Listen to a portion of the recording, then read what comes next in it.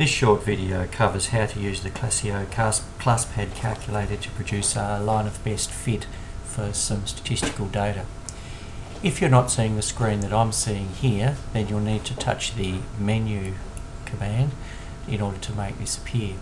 We'll be using the statistics tools, so now select statistics and you should see the table appear here.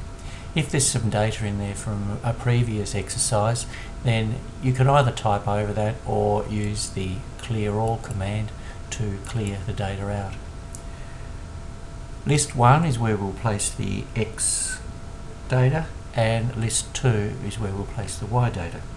The data I'm going to be using for this exercise is on page 53 of your flexible learning notes, and I'll work through that exercise there. To enter the data, click under list 1 and then use the keypad on the calculator to enter the numbers one at a time. Press 3 and then press the XE button to enter that number. Moving down the X column, next one is 7, XE. I'll just pause it now while I enter the rest of the data. Okay, so here we are with the data that's already entered.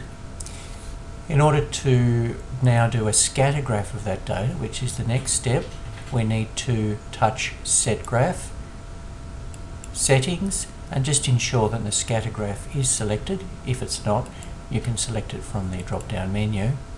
X list is list 1, Y list is list 2. Once we've checked all that, touch Set, and then we can use the graph icon to produce the scatter graph.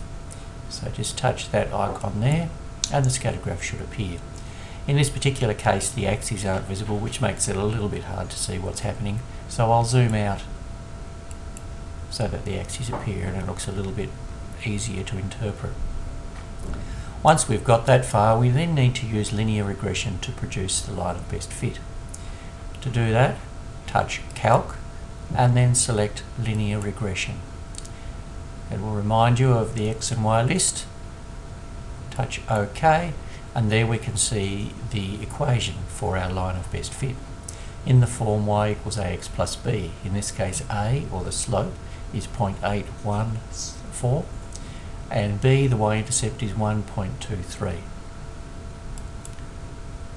The r and r squared buttons, parameters give us an idea of how close our line fits to the data. In this case, r squared is 0.84, which is a pretty good fit.